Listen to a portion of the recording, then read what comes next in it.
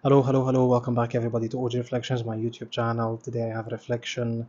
Um, in this world in general, we are driven, people are self-driven. Remember, we said that before, and people are driven by either by positive reinforcement or negative reinforcement, gain and loss.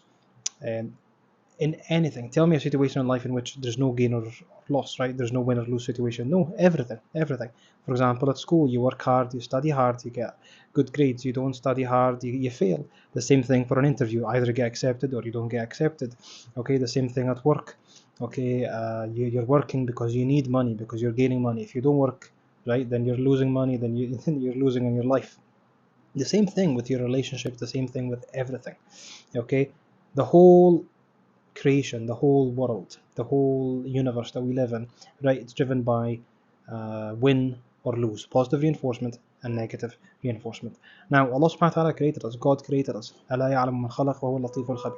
that's why there's um, constant mention, right? There's constant mention in the Quran to people, for example, in heaven and to people that don't go to heaven, in other words, hell.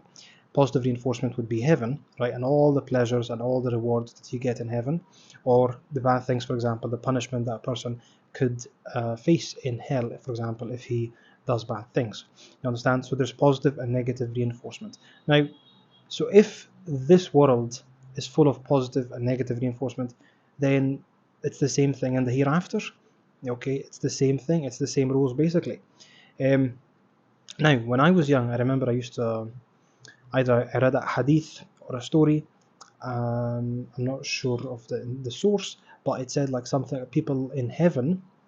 Um, like bear in mind this is in heaven, right? When they've gotten all the pleasures and all the rewards, and there's no need for worship anymore. But anything that they get or that they receive as a reward, and they're going to be saying Subhanallah, Subhanallah, Subhanallah. And I remember this when I heard this many 10, 15 years ago when I read this, when I heard this, I was like, why are they saying Subhanallah? Isn't Subhanallah, or saying Subhanallah, isn't that an act of worship?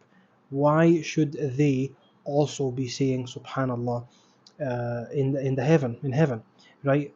Haven't we already prayed? Haven't we fasted? Haven't we already said Subhanallah? Haven't we recited Quran? Haven't we done this? Haven't we proven it enough that we deserve to go to heaven? Shouldn't we just lay back and rest and relax and do nothing in heaven? But I didn't understand that. The thing is, Allah subhanahu wa ta'ala said, فَإِذَا فَرَغْتَ فَانْصَبْ وَإِلَىٰ رَبِّكَ فَارْغَب. When you have free time, that's when you stand in prayer. That's when you stand in prayer. Meaning what? Meaning that we're constantly driven, as we said, by our need, inshallah, or our desire to go to heaven. And we're constantly driven by our need and our desire not to go to hell. But there's a higher level, the third level, and you need to have both. But the third level is doing it just for the sake of God. Okay, saying thank you, saying Alhamdulillah, saying Subhanallah, and it's the same thing in heaven. Just simply because that's who you are. That's who you are naturally.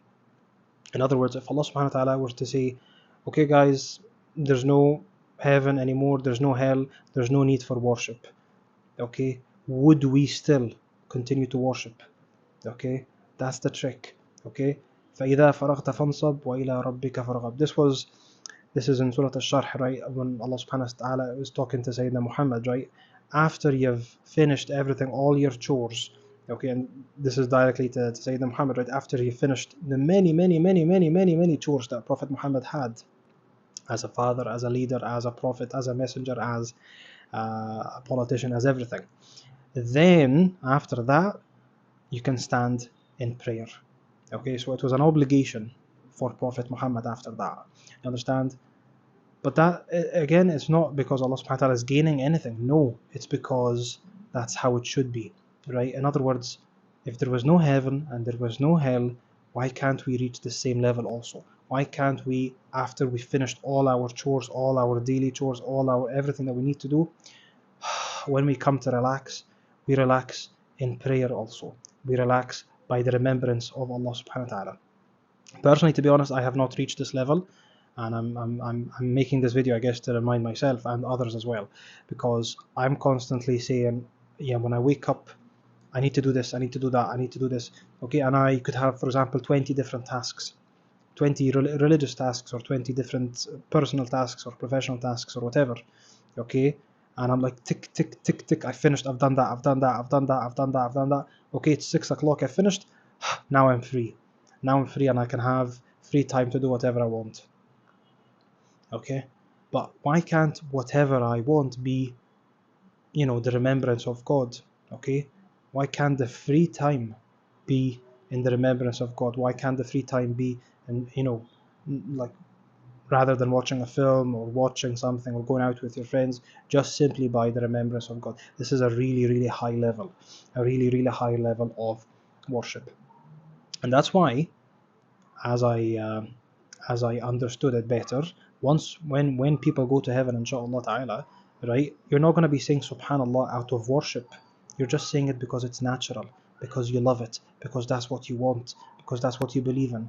Because even if there was no heaven or hell, then you naturally believe, you're naturally convinced that this is Allah subhanahu wa ta'ala's creation, and this is how you should be worshipping Allah. Okay, so that's a very interesting thought, because some people could, for example, follow the rule blindly. Okay, that's number one. Some people could follow the rule um, whilst trying to understand the reason, Allah subhanahu wa ta'ala's wisdom behind it. And then other people, mashallah akbar, the third type of people, they understand. Okay, they understand the wisdom. Okay, so that's very, very interesting, because everything wrong that Allah subhanahu wa ta'ala has forbidden, obviously it has reasons. Okay, alcohol, for example, eating pork, um, relationships, forbidden relationships or whatever, all of these obviously have harms on the person.